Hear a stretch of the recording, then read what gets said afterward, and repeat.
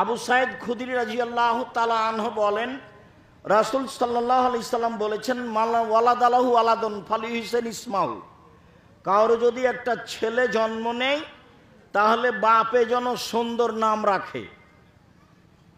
7 দিনের দিন আকিকা দিয়ে নাম রাখতে হবে।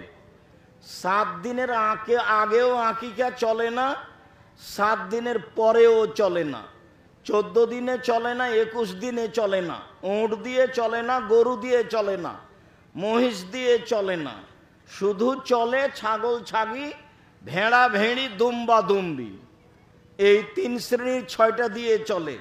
7ম দিনেই চলে। তো বাপ কিভাবে পরিবারকে জাহান্নাম থেকে বাঁচাবে? জন্মের 7ম দিনে। আর জন্ম হওয়ার সাথে সাথে চাঁপাইনবাবগঞ্জের নীতি বাতিল, সারা গ্রামের মহিলারা ওই বাড়িতে যাচ্ছে। কি যে ঢং পেয়েছে! এও আবার তাহাজ্জুদ পড়ে, যে বাড়িতে যাচ্ছে সে আবার তাহাজ্জুদ পড়ে, আজীব তাহাজ্জুদ, অবাক হতে হয়। তো সেখানে গুরুত্বপূর্ণ জানাশোনা একজন মহিলা থাকতে পারে, তার সহযোগিতায় না আরো একজন থাকলো, সারা গ্রামের মহিলা সেই বাচ্চা প্রসব হচ্ছে ওখানে থাকবে, তা তো হতে পারে না। এইটা নয়, জন্মের পরে 7 দিন যাবৎ মহিলাকে ময়লাযুক্ত কাপড় গায়ে দিয়ে বসে থাকতে হবে আর ঘরে ধোঁয়া দিতে হবে। এগুলো সব চাঁপাইনবাবগঞ্জের নোংরা নীতি। বাচ্চা প্রসব হয়েছে, গরম পানিতে গোসল করে তাজা দামি শাড়ি পরে ঘুরে বেড়াবে, ধনী ঘরের মেয়ে। আবার কি এগুলো? কি আবার ঢং? 7 দিন যাবত এগুলো কি? সারা দিন মহিলাকে ওই ঘরে বসে থাকতে, ওটা না আতর ঘর। কিসের ঘর গো? ওগুলো একটাও চলবে না। 7ম দিনের দিন নাম রাখতে হবে, মাথা নেড়ে করতে হবে, ডাক্তার যা বলেছে বলেছে। 7ম দিনের দিন বাচ্চার নাম রাখতে হবে, ছাগল জবে করতে হবে। ছাগল আধা মরা হোক, না হলে মোটা হোক আর তাজা হোক, যাই হোক না কেন, সব শর্ত কুরবানিতে।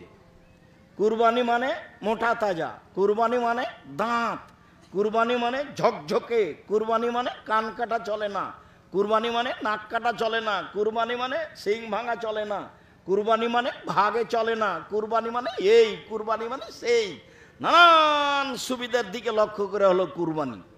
আর আকিকা 7 দিনের দিন করতে হবে। একটা ছাগল খালি মরতে বাকি আছে, জবে করেছে, সমস্যা নেই। এটা হলো বাপের জিম্মেদারি, এখানে নেকি হিসাব নেই। আর ওটা হলো নেকির কাজ।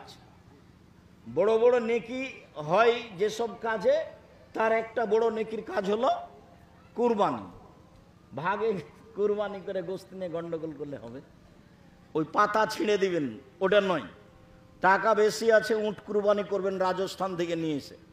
যদি না হয় তাহলে গরু ষাঁড়, যদি না হয় তাহলে খাসি, যদি না হয় তাহলে ছাগি, যদি না হয় তাহলে ভেড়া, ভেড়ি সবচেয়ে কম দাম।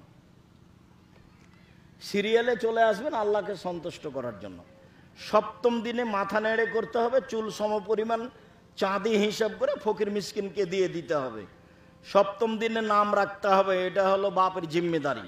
আর নাম রাখতে হবে নবীদের নাম, নাম রাখতে হবে গুণবাচক নাম, 99টা নাম যেটা আছে, আব্দুল্লাহ, আব্দুর রহমান, আব্দুল সাত্তার, আব্দুল জব্বার, এগুলো, এইসব টুনু আর লিটন, এগুলো থেকে ফিরে আসতে হবে।